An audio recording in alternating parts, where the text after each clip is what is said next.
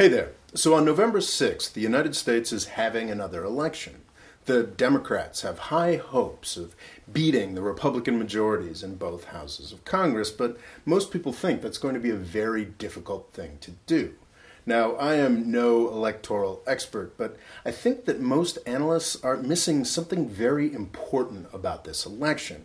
In fact, I think it may be the most important thing about this election, and I think it's going to lead to the Democrats doing better than most people expect. Before we get there, it's important to point out that the U.S. system functions differently from most. We have a national election every 2 years. A third of the folks in our legislature's upper house, the Senate, turn over every 2 years. And the entire lower house, the House of Representatives, has to run for re-election each cycle. Every 4 years, this election also coincides with the election for president. This is not one of those years, but Donald Trump is still really important. The election will be seen as a referendum on his presidency. Now, the Electoral Map in 2018 is not favorable to the Democrats. In the U.S. system, loss of power can be self-reinforcing. If a given party comes to power in a state, it can rewrite the rules of the electoral districts to keep itself in power. The Democrats have been doing so poorly for so long that it's estimated that they need at least 54% of the voters to win a majority in the House of Representatives.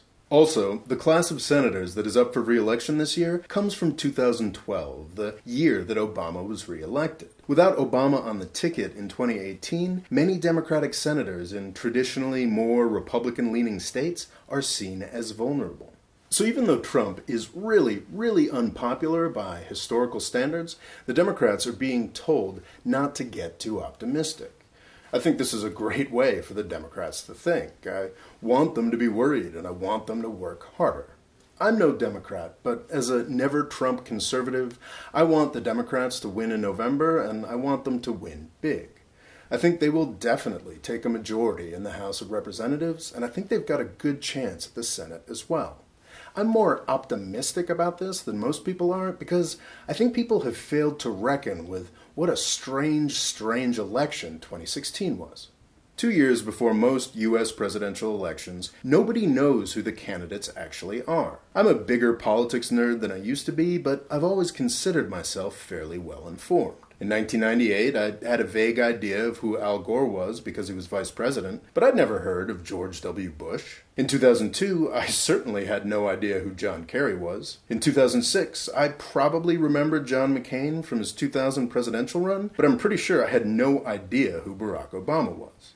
I like to tell myself that I was already aware of Barack Obama because of his impressive speech at the 2004 Democratic National Convention, but I think I'm probably editing my memories to flatter myself on my political awareness.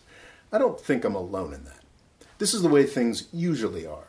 Most Americans learn about the candidates through the campaign process.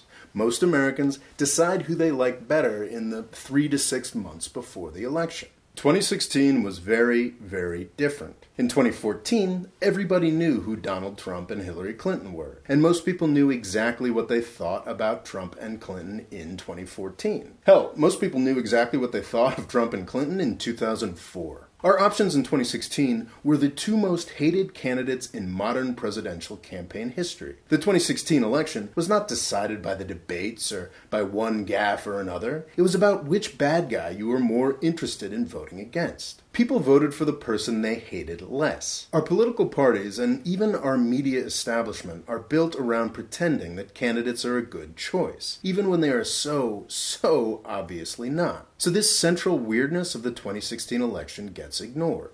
It shouldn't be.